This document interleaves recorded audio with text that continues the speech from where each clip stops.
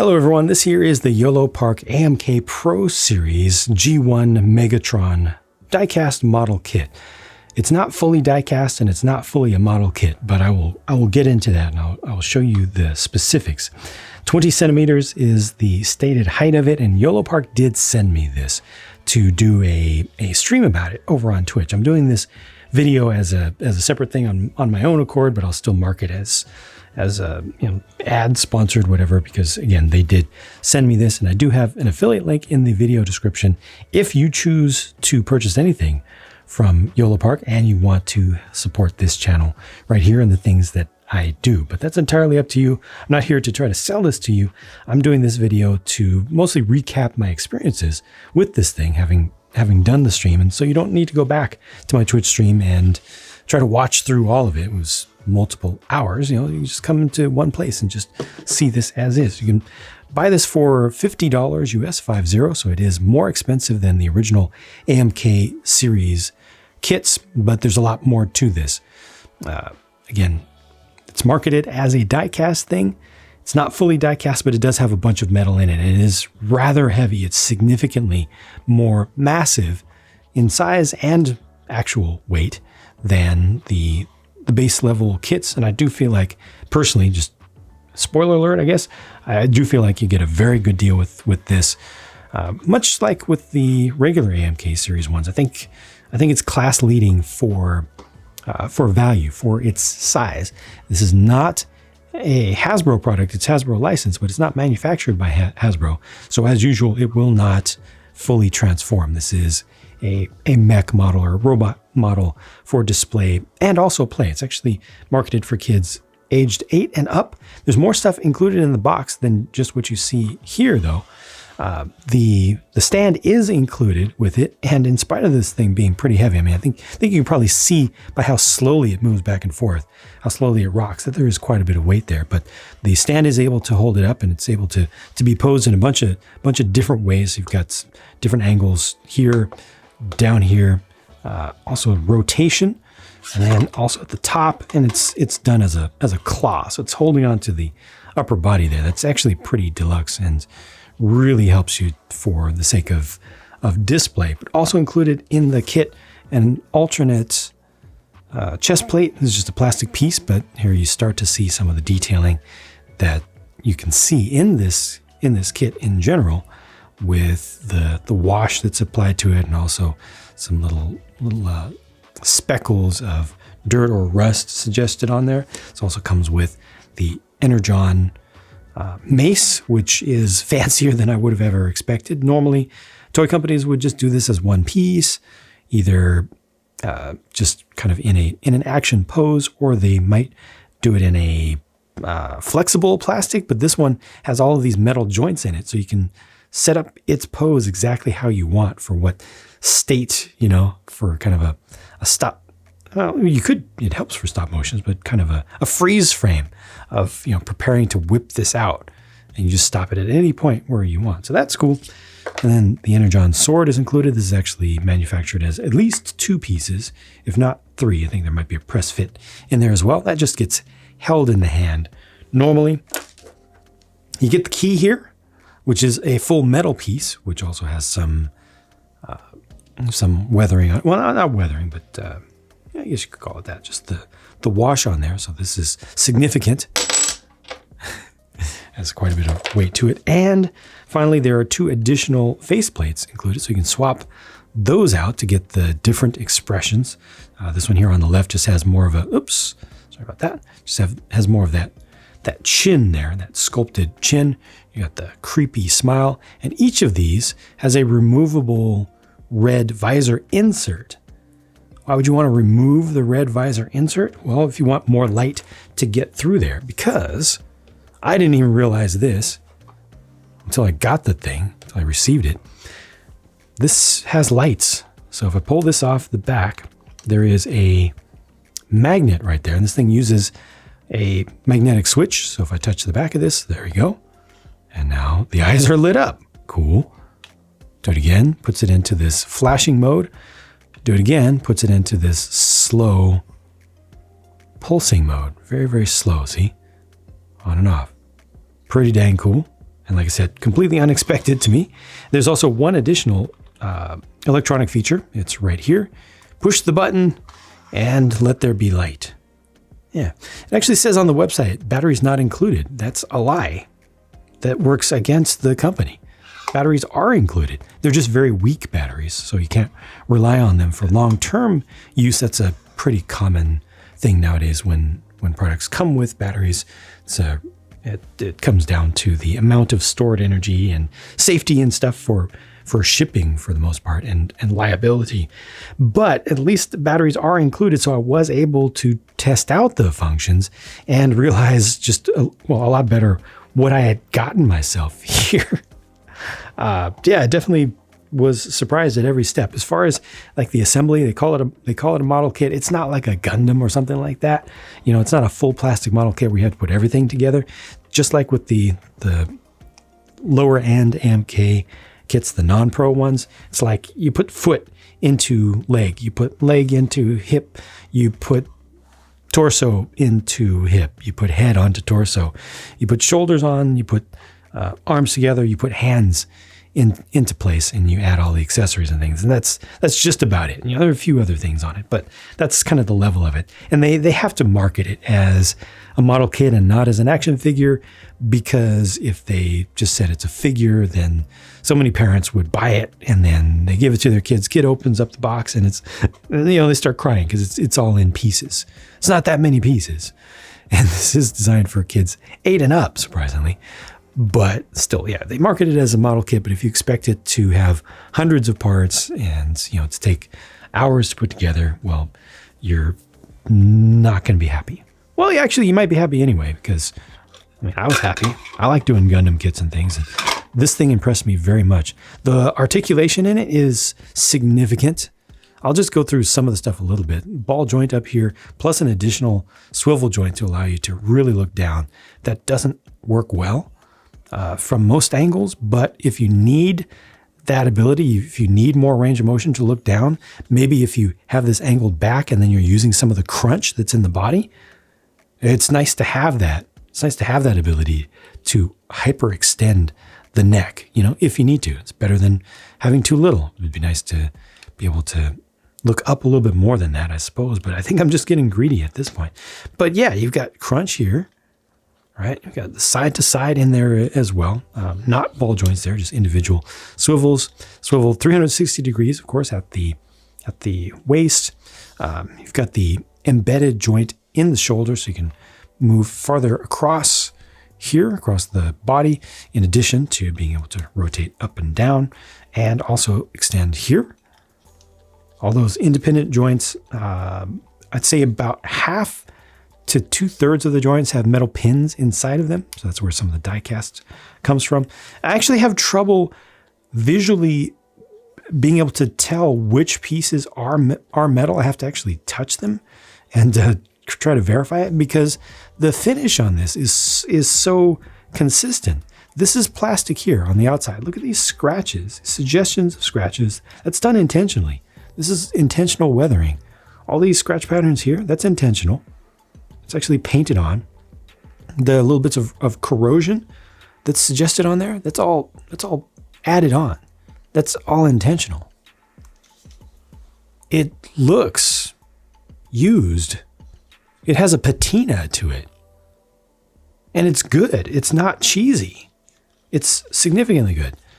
This, however, right here, this chest plate, it looks like it's just part of all the same stuff, right? I already showed you that this stuff was removable. Or the chest plate in particular was removable. Don't really care about the detail under there because you're not going to see it most of the time. But unlike that battle damage one that I showed you, this one is metal. This is die cast right here. So that just shows you, and again, it has the same kind of finish on the top of it. But you compare the look of this to the full plastic pieces, they look darn near identical in qualities. Very impressive there. Not trying to sell this thing. Trust me, I was just geeking out over it. As I opened it up and as I started to put it together and look at the individual parts and things, it impressed me beyond what I expected. Having messed with the AMK series before, I thought that Pro was just a honestly, it was just a word that they were adding on because G1, and they want to make it, they want to appeal better to folks who have more money, who want the G1 stuff, an older audience. But the reality is this is significantly more kit than the AMK ones, the regular AMK ones. Similar height, more mass, again, like I said, to this one. G1 means you're not going to get the modern movie level of detail in the molds and everything, but there's almost no metal in this here, and I can just feel it's lightweight. It's cool, it's great, well finished for what it is, and also a good deal. But this is so much more. This feels like a collector model to me. This feels like what I would want a Transformer to be as an adult, minus the ability to actually transform it. Obviously, that's a big thing. Here's another thing about materials. So you see the scratches, you see stuff like this. You got the dark anodization look, but then with the scratches showing the raw metal underneath. Similar thing here, right? Yeah. But these, where's that key?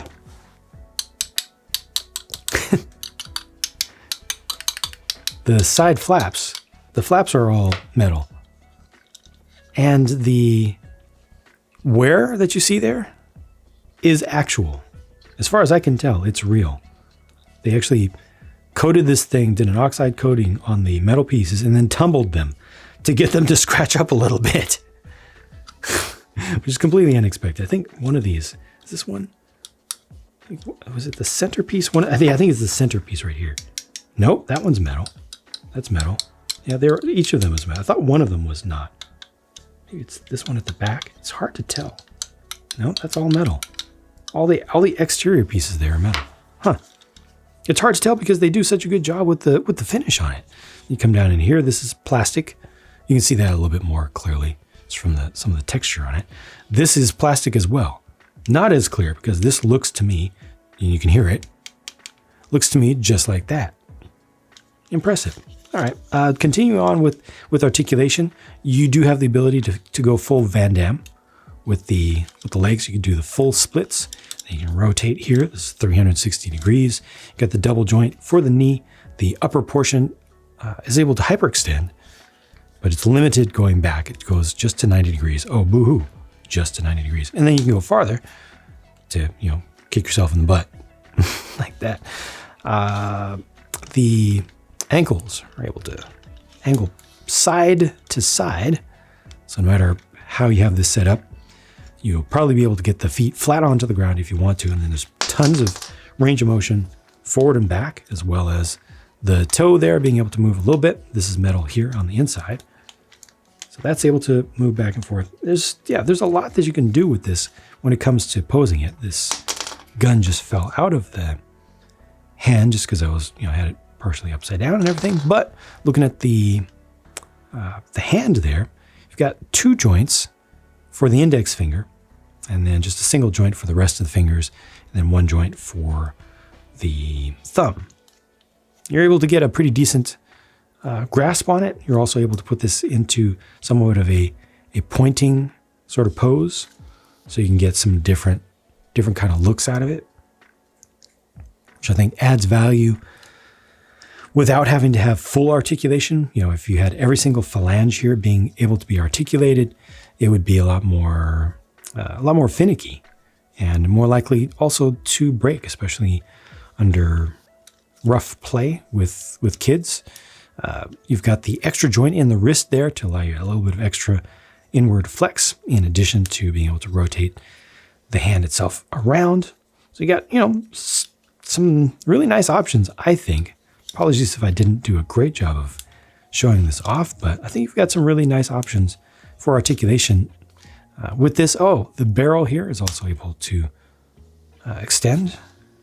And I've done it now. There we go. So that's good. This is removable, of course. Was there anything else that I could do here? Let me show you taking this off, swapping this on. What that looks like with the battle damage right there. And when it comes to the face, I'll go ahead and pop this straight off entirely. Come on, get in there. These are pretty tough joints, pretty large, as you can see, not undersized. There's the screw to get you access to the battery compartment on the inside, and then the whole faceplate extends out just forward. So if you remove that screw, the lower half pops out. The lights are actually behind each of the eyes, independent with no lenses over them. So I had this on with no lens in it. And then if you wanted to, let's say, switch to the silly